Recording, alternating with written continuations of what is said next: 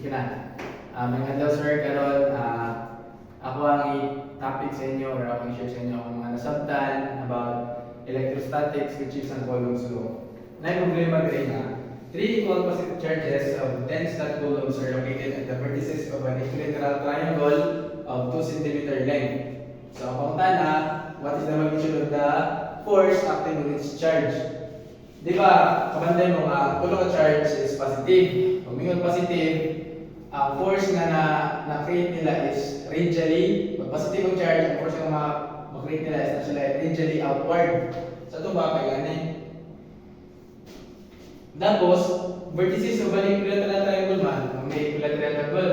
So ang mga columns is na-locate ko siya sa vertices, which is ini, is 1. Tapos, each charges, nada siya distance nga 2 cm. Pag ato na siya i-convert into meter, na siya 0.02 meter. Di ba? So karon, assume na nga, kini siya is F2. Di ba? Paano man niya? Ang kini nga force, paano dali? Kini nga force, paano ito? Mas F3. Tapos ang pakita na to, ang kini nga force, which is ang magnitude sa kini nga force. Ang magnitude sa kini nga force, which is kini. Di ba? Kini Ft. So ang main to is the magnitude of the force acting on its charge. So karon ato sa di ba naka-instant coulombs mo na, so ato siya i-convert sa coulombs para dito mag-result. So na siya ay di ba ang 1 stat C times 1 coulomb is equal to 3 times 10 to the 9 stat C. Pag ato na siya i-input sa calculator, na siya 3 times 33 times 10 to the negative 9 coulombs.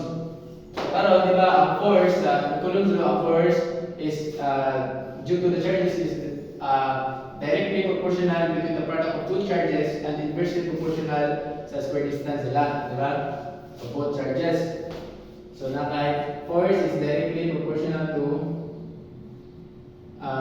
the both charges, the product of both charges over the and inversely proportional sa square distance nila. So, di ba, ang kaning proportionality symbol, pwede rin siya sa equal, providing ang mag-provide constant of proportionality. F is equals to K. So, ang K diri sa Coulomb's law, na siya balidaan, which is, ang constant of proportionality niya is 9 times 10 to the 9, 9 times 10 to the 9. Q square, so pwede na ito naman Q square over R square. So, karon, di ba, kapunan na rin kasi F2 pa left, which is pa left sa F2, so kay pa left din siya sa horizontal x-axis, so negative siya. Tapos positive si F3. Respectively kay pakuan man, naman siya, paingon na siya sa positive, horizontal na x-axis. So, ato na siya i-balance kasi equal, so F2 is just equals to F3. So, kani F2. So, given nga natin ang value sa constant of proportionality is given nga 9 times 10 to the 9. Ang Q, which is kini, di ba? Nakay 3.33 times 10 to the negative 9 coulomb. So, tapos naka-square man over the distance. So, nakay 0.02 square. So, equal ka sa 2.5 times 10. Pag ato na siya input sa calculator, equal na siya sa 2.5 times 10 to the negative 4 Newton. Di ba, ang kani Newton, pwede mo na ito siya masukat, ma-equal ko na siya sa 2.5 times 10 to the negative 4. Pwede mo na siya ma-equal sa kilogram minus meter over second square times pwede po sa 1,000 gram is equals to 1 kilogram times pwede po ato pang ipakuan ato mo siya convert sa ang 1 cm ang 100 cm is equals to 1 meter. Di ba? Makancel. So, pag ato na siya ko sa calculator, naalakay 25 25 no G cm per second square or equal to 25 dyne. So sa ito pa,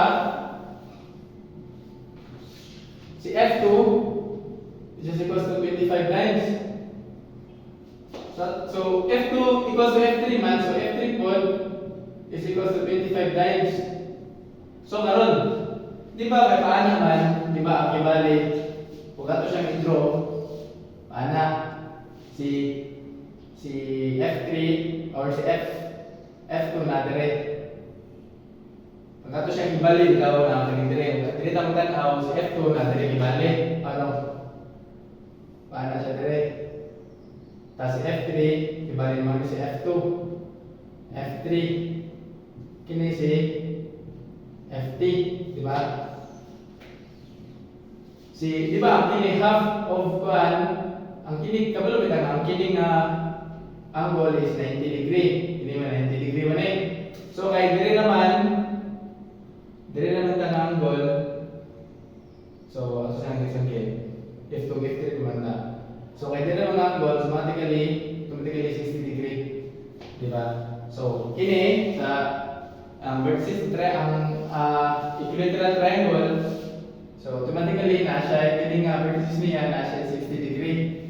So karon ang total force is since in degree kay paano man, di ba? So nasa degree ma-create. So pwede siya nga sa summation of forces sa f of x, di ba? So karon na siya f angle of 0 since 0 man si ini kay ano man plus f angle of 60 degree.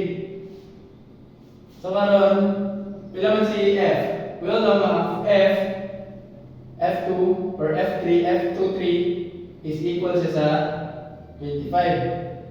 Angle of 0 plus 25 angle of 60. Pag ato na siya ngayon sa calculator, dapat ang calculator na is naka-complex mode para magagamit mo sa angle. Plus 25 angle of 60 degree. So na siya 37.5 plus 21.65 J. Muna to ang magnitude sa muna itong total force acting sa na-react ni F2 F3. Since magnitude may ipakita, so just take the absolute value of the total force. So magnitude man, so Ft. So itong magnitude, gamitin natin ng distance formula na x squared y squared square root ni x squared y squared. So na kay square plus 21.65 square. So Ft, absolute value na Ft na kay 5 square plus 21.65 square.